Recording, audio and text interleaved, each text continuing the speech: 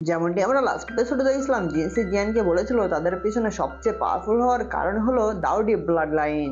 তখন জিয়ান বলে দাউডি ব্লাড লাইন? তখন জিঙ্গো বলে হ্যাঁ, তিনি একজন লেজেন্ড এবং তার কাছে ব্লাড লাইন রয়েছে। আর কেউ যদি একবার দাউডি রিয়েলমে পৌঁছে যায় তাহলে তাদের যে বংশধররা আছে তাদের মধ্যেও অনেক এক্সট্রা অর্ডিনারি কাল্টিভেশনের ট্যালেন্ট বা পাওয়ার থাকে। এমনকি তাদের মধ্যে যে সবচেয়ে বেশি লাকি থাকবে তার মধ্যেও দাউডি ব্লাড লাইন চলে আসতে পারে। আমরা দোকি কন্টিনেন্টের দিকে তাকালে দেখতে পাই কিছু ফোর্সই এমন আছে যারা এই এনশিয়েন্ট ক্ল্যানদের সাথে কম্পিট করতে পারে, যাদের মধ্যে উত্তরাধিকার সূত্রে দাউডি ব্লাড লাইন পেয়েছিল। এটি শুনে জিয়ান ভাবতে শুরু করে। তখন জিয়ান বলে আসলেই এনশিয়েন্ট ক্ল্যানের ব্যাকগ্রাউন্ড অনেক বেশি স্ট্রং, তাই এখন অবাক হওয়ার কিছু নেই যে জিনজিনিরা তার কাছে যাওয়ার আগে আমাকে কেন দাউজং লেভেলে পৌঁছাতে বলেছিল। তারপর জিঙ্গো জিয়ানকে লাঠি দিয়ে গুঁতা মারে এবং জিয়ানকে বলে জিনসি লিডার এমন করছে কেন, তিনি কি ঠিক আছে? জিয়ান যখন জিনসিকে দেখতে পায় সে অনেক অবাক হয়ে যায়, কারণ জিনসি একদম হা করে আরাম করে শুয়েছিল। তারপর জিয়ান অন্য কথা ভেবে জিঙ্গুকে বলে জিনসি মাস্টার ঠিক আছে, আর এটা স্বাভাবিক জিনিস। তারপর জিঙ্গু জিনসিকে ভালো করে দেখতে শুরু করে। তখন জিয়ান জিঙ্গুকে জিজ্ঞেস করে, আচ্ছা জিঙ্গু সিনিয়র, তুমি কি জানো এই এনশিয়েন্ট ক্ল্যান কোথায় অবস্থিত? তখন জিঙ্গু বলে এনশিয়েন্ট ক্ল্যান মেইনলি আমাদের এই সেন্ট্রাল ফ্র্যাঙ্কের পূর্বাঞ্চলে অবস্থিত এবং সেই এনশিয়েন্ট ক্ল্যানের বেশিরভাগ মেম্বারই এনশিয়েন্ট রিয়েলমে বসবাস করে, কিন্তু স্পেসিফিক করে এনশিয়েন্ট ক্ল্যান কোথায় অবস্থিত এই সম্পর্কে আমি কিছুই জানি না। তখন জিয়ান বলে এনশিয়েন্ট রিয়েলমে? তখন জিঙ্গো বলে একজন দাওসং লেভেলের স্ট্রং ফাইটার, সে তার পাওয়ার ইউজ করে ইন্ডিপেন্ডেন্ট স্পেস বা স্বাধীন জায়গা তৈরি করতে পারে। আর এরকম পাওয়ার কতটা পাওয়ারফুল সেটা আমরা কল্পনা করতে পারবো না, সেটা একদম ভাবার বাইরে। এবং এই এনশিয়েন্ট রিয়েলম তৈরি করেছিল জি এবং হুগল্যান্ডের দাওসং লেভেলের স্ট্রং ফাইটাররা। এবং এই এনশিয়েন্ট রিয়েলমকে বছরের পর বছর ধরে শক্তিশালী এবং বড় করার জন্য এত বড় করা হয়ে গিয়েছে যে বর্তমানে এটার বিস্তৃতি অনেক বেশি। এটা শুনে জিয়ান মনে মনে বলে যখন আমি আমার টিচারকে রেস্কিউ করে ফেলবো তখন আমি সেই এনশিয়েন্ট ক্ল্যানে যাব।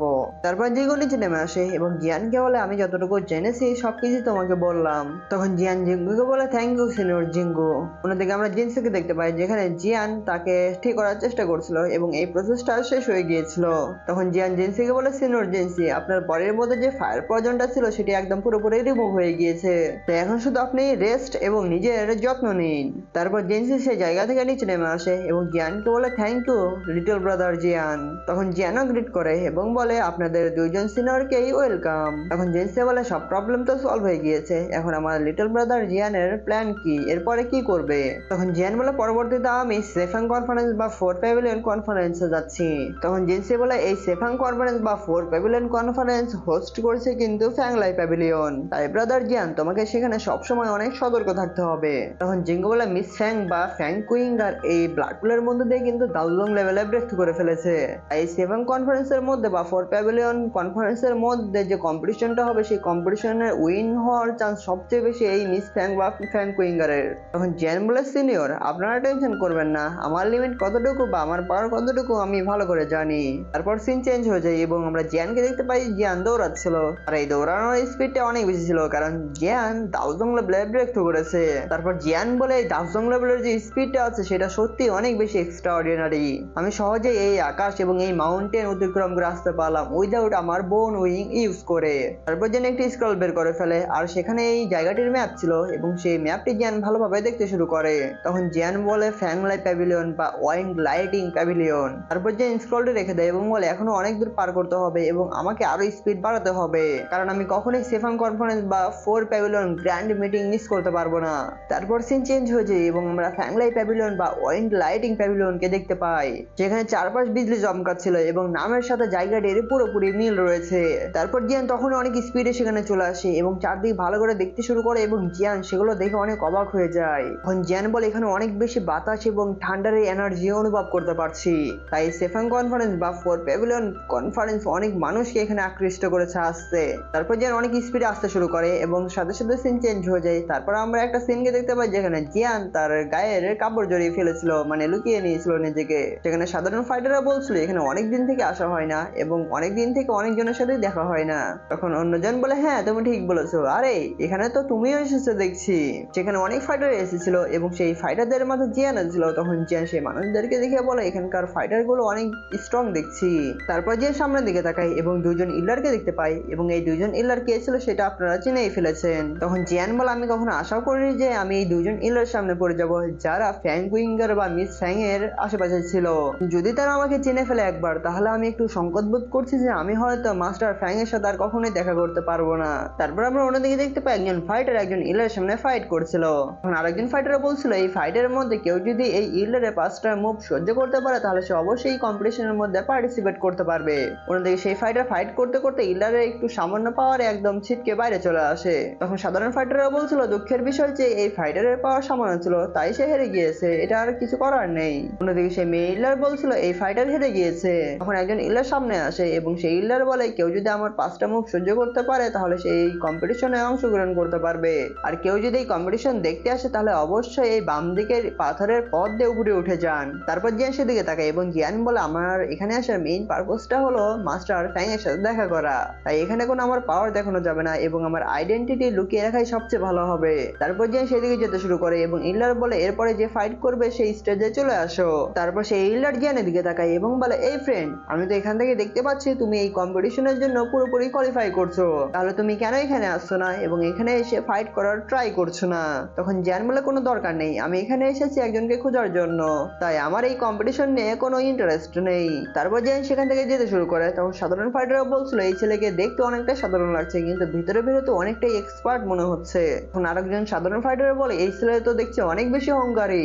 অন্যদিকে সেই মিস ফ্যাং এর ইল্ডার আরেকজন ইল্ডারকে জিজ্ঞেস করে তুমি কি সেই ছেলের মধ্যে অন্যরকম কিছু বুঝতে পেরেছো নাকি? তখন সেই ইল্ডার বলে আমি জানি না, কিন্তু এই ছেলে যখন এই পাথরের রাস্তা দিকে যাচ্ছিল তখন আমার মধ্যে থাকা ফায়ার এনার্জি কেমনটা ওঠানামা করছিল, হতে পারে আমারই কোনো বিভ্রান্তি বা ভুল হচ্ছে। এটি বলার পরই সেখানকার সিন চেঞ্জ হয়ে যায় এবং আমরা সেই ফাইটিং গ্রাউন্ডের সিন দেখতে পাই যেখানে সামনে ফাইট হবে এবং সাথে 4জন মাস্টার সেখানে যে বসবে সেই জায়গাটাও ছিল। তারপর জেন একটি জায়গায় বসে পড়ে এবং আকাশে অনেক বিজলি চমকাতে শুরু করে। তার কিছুক্ষণ সময় পর এই ফ্যাংলাই প্যাভিলিয়নে সেনারা নিচে নেমে আসে। তখন যে সেই দিকে তাকিয়ে বলে ফিতিয়ান এবং আমরা ফিতিয়ানকে দেখতে পাই। তারপর সেখানকার সেনাগুলো তাদের স্লোগান দিতে শুরু করে এবং স্লোগান দেওয়ার সাথে সাথে তাদের পাওয়ার আকাশের দিকে উঠে দেয় এবং তারা বলছিল ওয়েলকাম মাস্টার লেইকে। তখনই আকাশ থেকে মাটিতে বিজলি পড়তে শুরু করে আর এই বিজলি বা ঠান্ডার ব্যাপার এতটাই বেশি ছিল যে আশেপাশে যারা দেখছিল তারা তাকাতেই পারছিল না এবং সেই ঠান্ডার থেকে বের হয়ে আসে মাস্টার লে, তার এনরিটা অনেকটাই জোশ ছিল। তখন জিয়ান বলে এনেই কি মাস্টার লে, আর এনেই কি এই ফ্যাংলাই প্যাভিলিয়নের রিয়েল মাস্টার, এবং এই পাওয়ার সত্যি অনেক ভয়ঙ্কর ছিল। তখন এই মাস্টার লে এবং জিয়ান অন্যদিকে তাকায় এবং সেখানে আমরা দেখতে পাই ট্যানিং তার মাস্টারের সাথে তার স্ট্রডের উপর করে আসছিল। তখন ট্যানিং এর মাস্টার তার স্ট্রড ইউজ করে নিচে আসতে শুরু করে।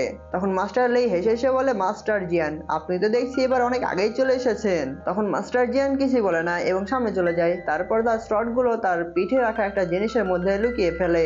তখনই আমরা একটি ব্ল্যাক অরাকে দেখতে পাই এবং সেই ব্ল্যাক অরাটা সেই গ্রাউন্ডের দিকে যাচ্ছিল। তখন সেই ব্ল্যাক অরা বলছিল ওল্ড জিয়ান মাস্টার আপনার রাগ তো দেখছি এখনো আগের মতোই আছে। তারপর যেন অবাক হয়ে সেই দিক দেখতেই থাকে। তারপরে সেখান থেকে পানির মধ্যে থেকে একটি দরজা উঠে আসে এবং দরজার সাথে সাথে সেখান থেকে অনেক ব্ল্যাক অরা বের হচ্ছিল এবং সেই দরজার মধ্যে থেকে বের হয়ে আসে অংচেং এবং তার মাস্টার। তখন অংচেং এর মাস্টার জিয়ানকে বলে আপনি সেই কম্পিটিশনের জন্য এখনো হয়তো রেগে আছেন নাকি? তখন মাস্টার লেই বলে মাস্টার হংকং। তখন ট্যানিং এর মাস্টার বলে কিছু বছর আগে আমি মাস্টার লে এর কাছে একটুর জন্য হেরে গিয়েছিলাম, কিন্তু মাস্টার ফ্যাংজুং বা ফ্যাং এর কাছে 100 বারের মতো রাউন্ড টিকে থাকে, এটা সবচেয়ে বেশি কঠিন ছিল আমি যেটা বলবো। তখন মাস্টার লেই বলে এই ওল্ড মাস্টার অনেকটাই ফাস্ট এবং অনেক বেশি পাওয়ারফুল, কিন্তু প্রত্যেকবার এই মাস্টার সবার লাস্টে আসে। তখন ট্যানিং এর মাস্টার বলে হুম, কিন্তু তখনই আমরা আকাশের দিকে তাকিয়ে দেখতে পাই সেখান থেকে অনেক আলোক রশ্মি সেই গ্রাউন্ডের দিকে আসছিল। এই আলো রশ্মিগুলো সাধারণ ফাইটারদের দিকেও যাচ্ছিল এবং এই আলো রশ্মিগুলো থেকে সাধারণ ফাইটাররা অনেক অবাক হয়ে যায় এবং অনেক মনের মধ্যে শান্তি ফিল করে। তখনই আমরা মাস্টার ফ্যাংকে দেখতে পাই বা মাস্টার ফ্যাংজুংকে দেখতে পাই। মাস্টার ফ্যাংজুং বা মাস্টার ফ্যাং দেখার সাথে সাথে অনেক বেশি কিউটও ছিল এবং অনেক বেশি পাওয়ারফুলও ছিল। মাস্টার ফ্যাংকে দেখে সাধারণ ফাইটাররা বলছিল 4জন বীর এখানে চলে এসেছে এবং কি পাওয়ারফুল তারা, এখন আমরা বুঝতে পারছি না এই কম্পিটিশনের মধ্যে কে উইন হতে পারে। তখন জিয়ান বলে এটাই হলো মাস্টার ফ্যাং। তখন মাস্টার ফ্যাং নিচে নেমে আসে। জিয়ান আরো বলে মাস্টার ফ্যাং যদি সত্যি সত্যি ভালোবাসে এবং ন্যায় বিচারের একজন মাস্টার হয় তাহলে সবচেয়ে বড় হেল্প করতে পারে মাস্টার ফ্যাংই আমার টিচারকে বাঁচানোর ক্ষেত্রে। তারপর আমরা দেখতে পাই বাকি মাস্টার একে অপরকে গ্রিট করে। তারপর মাস্টার লেই সবাইকে বসতে বলে। তারপর সকল মাস্টার সেই তাদের জায়গায় বসে পড়ে। তারপর মাস্টার লেই উঠে দাঁড়ায় এবং বলে আজকে আমাদের ফ্যাংলাই প্যাভিলিয়নের মধ্যে সেফাং কনফারেন্সের গ্র্যান্ড ফাইনাল হবে আর এই কম্পিটিশনটা হবে আমাদের লেইশ্যাং গ্রাউন্ডের মধ্যে, যেটা আমাদের ফ্যাংলাই প্যাভিলিয়নের মধ্যে অবস্থিত। আর এই কম্পিটিশনের জন্য যারা দূর থেকে এসেছেন তাদের সবাইকে অনেক অনেক ধন্যবাদ। তার সাথে আপনারা এই গৌরবময় লেইশ্যাং গ্রাউন্ডের সাথে যোগ দিন, তার সাথে এই টুর্নামেন্ট এনজয় করুন এবং আমাদের এই এই টুর্নামেন্ট কিছু সময়ের মধ্যেই শুরু হতে যাচ্ছে। এছাড়া আমি আশা করছি আপনারা এই কম্পিটিশনের মধ্যে নিয়ম কানুন মেনে চলবেন এবং উল্টাপাল্টা কিছু করবেন না। এটা বলার পরপরই সেখানকার সৈন্যরা তাদের স্লোগান দিতে শুরু করে। তারপর মাস্টার লেই বলে, এই বছরের টুর্নামেন্টের জন্য আমরা মোটে 53 মানে 53 জনকে সিলেক্টেড করেছি। আগের রুলস অনুযায়ী এই কম্পিটিশনের মধ্যে যে কেউ যে কারোর সাথে ফাইট করতে পারে, কিন্তু একটা কথা মনে রাখবে, ফাইট করার সময় কেউ যদি তার পরাজয় নিশ্চিত করে ফেলে বা মেনে নেয়, তারপরে তাকে আর কোনো অ্যাটাক করা যাবে না। তাই যারা পরাজয় স্বীকার করবে তারা মাঠ থেকে চলে আসবে, কিন্তু বাকিরা মরুক বা বাঁচুক সেদিকে কোনো খেয়াল করা যাবে না। আর এই ফাইটটা চলবে শেষ 4 জন পর্যন্ত।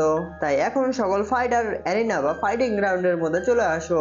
এটি বলার পরপরই এক এক করে সকল ফাইটার সেই অ্যারিনা বা ফাইটিং গ্রাউন্ডে চলে আসে। অন্যদিকে সাধারণ ফাইটাররা তাদের নিজের দলদেরকে অনেকটাই সাহায্য করছিল, মানে তাদের উৎসাহ দিয়ে সাহায্য করছিল। অনেক সাধারণ ফাইটাররা বলছিল, চলো চলো আমরা তোমাদের সাথে আছি, তোমরা ফাইট করো। অন্যদিকে অংচ্যাং, ট্যানিং এবং মিস মু একে অপরকে গ্রেড করে সেই ফাইটিং গ্রাউন্ডে চলে আসে। ফাইটিং গ্রাউন্ডে আসার সাথে সাথে ট্যানিং এর বাকি সব ফাইটার, মিস মের বাকি সব ফাইটার এবং অংচ্যাং এর বাকি সব ফাইটারও চলে এসেছিল। তারপর কিছুক্ষণ সময় পর সাধারণ ফাইটাররা কিছু বুঝতে পারে এবং বলে, আরে আমাদের ফ্যাংলাই প্যাভিলিয়নের ফাইটাররা কই? এত সময় পার হয়ে গিয়েছে, কিন্তু তারপরেও ফ্যাংলাই প্যাভিলিয়নের ফাইটাররা এখনো ফাইটিং গ্রাউন্ডে আসলো না কেন? তখনই আমরা আকাশে ফিনিক্সের আওয়াজ শুনতে পাই এবং সেই ফিনিক্সের উপরেই চলে আসছিল আমাদের মিস ফ্যাং বা ফ্যাং উইঙ্গার। তখনই মিস ফ্যাং নিচে নামে এবং নিচে নেমে সকল ফাইটারদের সাথে সাথে তার মাস্টারকে গ্রিট করে। তখন মিস ফ্যাংও ফাইটিং গ্রাউন্ডে চলে আসে এবং সাথে সাথে তার ফাইটারও ফাইটিং গ্রাউন্ডে চলে এসেছিল। তারপর মাস্টার লেই বলে, যেহেতু এখানে সকল ফাইটার চলে এসেছে, তাহলে আমাদের এই কম্পিটিশন বা টুর্নামেন্ট শুরু করা যাক। এটি শুনে সাধারণ ফাইটাররা অনেক খুশি হয়ে যায় এবং অনেকেই বলছে তাড়াতাড়ি শুরু করেন। এটি বলার পরপরই ফাইটিং গ্রাউন্ডে সকল ফাইটারদের সাথে ফাইট শুরু হয়ে যায় এবং তাদের সাথে ধুমধারাক্কা ফাইট চলতেই থাকে, মানে কেউ কাউকে ছাড় দিয়ে কথা বলছিল না। সেই ফাইটারের মধ্যে প্রায় সবাই মার খাচ্ছিল, কারণ একজন যদি উইন হচ্ছিল তখন অন্যজন ফাইটার এসে তাকে হারিয়ে দিচ্ছিল। তারপরে আমরা ফার্স্ট ফাইটারকে দেখতে পাই যে হেরে গিয়েছিল এবং সেই ফাইটার বলে, আমি হেরে গিয়েছি, আমাকে ছেড়ে দাও। এবং সেই ফাইটারের মধ্যে যে ফাইটারগুলো একটু বেশি উইক ছিল, সেই ফাইটারগুলো ধীরে ধীরে বের হয়ে যাচ্ছিল। কিন্তু সেখানে 53 জন প্রায় ফাইটার ছিল এবং এই ফাইটারগুলো বেশি হওয়ার কারণে সেখানকার ফাইট এখনো চলতে থাকে এবং ধুমধারাক্কা ফাইট হতেই থাকে। কোনো ফাইটার ঘুষি মারছিল, কোনো ফাইটার কিক মারছিল, একজন ফাইটার অন্যজন ফাইটারকে এরকম করে মারছিল। অন্যদিকে আমাদের মিস মু বাঁশি বাজিয়ে বাজিয়ে মারছিল। এদিকে আমাদের অংচ্যাং সবার উপরে গিয়ে কম্পো স্টাইলে সবাইকে মারছিল। অন্যদিকে আমরা সাধারণ ফাইটারদের দেখতে পাই যে ফাইটাররা তাদের নিজস্ব দলকে সাপোর্ট করছিল এবং অন্য দলকে খোঁজা মেরে কথা বলছিল। অন্যদিকে আমরা জিয়ানকে দেখতে পাই যে চুপচাপ হয়ে বসেছিল এবং এই ফাইটটা ভালোভাবে দেখছিল এবং এই ফাইটটা অনেক ডেঞ্জারাস ভাবেই হচ্ছিল। তখনই অংচ্যাং তার ফাইটারদেরকে নিয়ে থেমে যায় এবং একটি প্ল্যান বানায় এবং সেই প্ল্যানটি ছিল সে আগে ফ্যাংলাই প্যাভিলিয়নের ফাইটারদেরকে ধরবে, তারপর মিস মুকে ধরবে। তখনই অংচ্যাং ফ্যাংলাই প্যাভিলিয়নের ফাইটারদের উপর অ্যাটাক করে দেয় এবং তাদেরকে ধীরে ধীরে পিটতে শুরু করে। এদিকে অংচ্যাং এর ফাইটারগুলো মিস ফ্যাংকে চারদিক থেকে ঘিরে ফেলে। অন্যদিকে আমাদের অংচ্যাং ফ্যাংলাই প্যাভিলিয়নের ফাইটারদেরকে একদম উত্তম দিচ্ছিল, একদম কোনো কথাই শুনছিল না। তারপর অংচ্যাং এর ফাইটাররা মিস ফ্যাং এর উপর অ্যাটাক করে দেয়, কিন্তু মিস ফ্যাং তাদের অ্যাটাকগুলোকে সুন্দরভাবে ডজ করছিল। তারপর মিস ফ্যাং তার পাওয়ার ইউজ করে চেইন বের করে এবং সেই চেইন দিয়ে অংচ্যাং এর ফাইটারদেরকে উত্তম দিতে শুরু করে। তখন একজন ফাইটার মিস ফ্যাং এর পিছন দিক থেকে একদম অ্যাটাক করে দেয় এবং সেই অ্যাটাকটি লাগতে যাচ্ছিল, কিন্তু মিস ফ্যাং তার অরা দিয়ে সেই ফাইটারকে পিছনের দিকে ফেলে দেয়। তারপর অংচ্যাং এর সকল ফাইটার আহত হয়ে যায়। তখন মিস ফ্যাং বলে, এই ফাইটারের মধ্যে তোমাদের সাধ্য নেই যে আমাকে হারাতে পারবে। মিস ফ্যাং এর পাওয়ার দেখে মাস্টার জিয়ান বলে, সত্যি তুমি তোমার ডিসেবলদেরকে অনেক ভালোভাবে প্র্যাকটিস করিয়েছো, যার তুলনা হয় না। এটি শুনে ফ্যানজু বলে, সত্যি এই মেয়ের যে পাওয়ার আছে, সেই পাওয়ার দিয়ে এই কম্পিটিশনের মধ্যে সবচেয়ে বেশি প্রায়োরিটি পাবে এই মেয়ে উইন হওয়ার। এটি শুনে মাস্টার লাই খুশি হয়ে বলে, ফ্যানজু আপনার যে ডিসেবল আছে সেই ডিসেবলও অনেক বেশি স্ট্রং, কারণ মাস্টার ফ্যাংজু আপনার যে ডিসেবল আছে তার ব্লাড লাইন এখন অ্যাক্টিভ হয়নি। যখন তার ব্লাড লাইন অ্যাক্টিভ হয়ে যাবে তখন এই আমাদের ইয়াঙ্গার জেনারেশনের মধ্যে সবচেয়ে পাওয়ারফুল ফাইটার হয়ে যেতে পারে। এটি শুনে অংচ্যাং এর মাস্টার মনে মনে ভাবে, এই ফাইটারের মধ্যে আমার অংচ্যাং হয়তো কম পাওয়ারফুল। অন্যদিকে জিয়ান এতগুলো পাওয়ারফুল ফাইটারদেরকে দেখে অনেক অবাক হয়ে যায় এবং বলে, এই সেন্টার ফ্যাং অনেক বেশি অ্যামাজিং, কারণ এখানে এই ছোট্ট জায়গার মধ্যে এতগুলো দাহং লেভেলের ফাইটার। কিন্তু তখনই জিয়ান একজন ফাইটারকে দেখতে পায় এবং বলে, লিনিয়ান এখানে কি করছে? এবং লিনিয়ানের সাথে দেখা করা অনেক সময়ই পার হয়ে গিয়েছে, কিন্তু এই সময়ের মধ্যেও লিনিয়ান দাহং লেভেলে ব্রেক থ্রু করে ফেলেছে। কিন্তু লিনিয়ানের এখনকার পার অনেকটা স্ট্রেঞ্জ, কারণ সে সহজেই তার অপোনেন্ট ফাইটারদেরকে ডজ করতে পারছে। তখনই জিয়ান বুঝতে এবং দেখতে পায় লিনিয়ানকে একটি জায়গার মধ্যে নিয়ে আসছে এবং সেই জায়গার অ্যাটাকিং পজিশন ছিল আমাদের অংচ্যাং এর কাছে। তখন লিনিয়ান ও অংচ্যাং এর নির্ধারিত জায়গার মধ্যে চলে আসে। এটি থেকে অংচ্যাং এর যে ফাইটার গুলো ছিল লিনিয়ানের উপরে অ্যাটাক করতে থাকে। তারপর লিনিয়ানের সাথে ধুমধারাক্কা ফাইট শুরু হয়ে যায় এবং লিনিয়ানকে পিছনের দিকে ধাক্কা দিতেই থাকে এবং লিনিয়ানের পিছনে দাঁড়িয়েছিল অংচ্যাং। তখন জিয়ান এটি দেখে বলে, এটা তো এক ধরনের বিপজ্জনক ট্র্যাপ। তারপর পরে অংচ্যাং লিনিয়ানের উপর অ্যাটাক করে দেয় এবং জিয়ান এটি দেখে অনেক অবাক হয়ে যায়। অন্যদিকে লিনিয়ানের অবস্থা অনেক খারাপ হয়ে গিয়েছিল এবং লিনিয়ানের বডি থেকে রক্ত পড়ছিল। লিনিয়ানের অবস্থা অনেক খারাপ হয়ে যাওয়ার পরও অংচ্যাং লিনিয়ানের দিকে অনেক খারাপ ভাবে এগিয়ে যাচ্ছিল। তখন লিন বলে থামো, আমি পরাজয় স্বীকার করছি। তখন অংচ্যাং বলে এখনই তুমি পরাজয় স্বীকার করছো? আমি তো কেবল আমার গা হাত পা গরম করছিলাম। এটি বলে অংচ্যাং আবার লিনের উপর অ্যাটাক করে দেয়। এই অ্যাটাকের ফলে লিন অনেক দূরে গিয়ে পড়ে যায়। এটা দেখে জিয়ান সহ্য করতে পারছিল না, কিন্তু জিয়ান আশেপাশে গার্ডদের দিকে তাকাচ্ছিল। তারপর লিন উঠে দাঁড়ায় এবং অংচ্যাংকে বলে সেমলেস বাস্টার। তারপর তখনই অংচ্যাং তার ছুরি নিয়ে লিনের গলায় ধরে এবং বলে এটা কি তোমার শেষ শব্দ নাকি? এবং অংচ্যাং লিনকে মারতে যাবে তখন সাধারণ ফাইটাররা বলছিল এটা আবার কোন ধরনের শব্দ, আর এই অংচ্যাং এখানে এরকম করছে কেন? এটা করা তো ঠিক না। এই অংচ্যাং কি চাচ্ছে?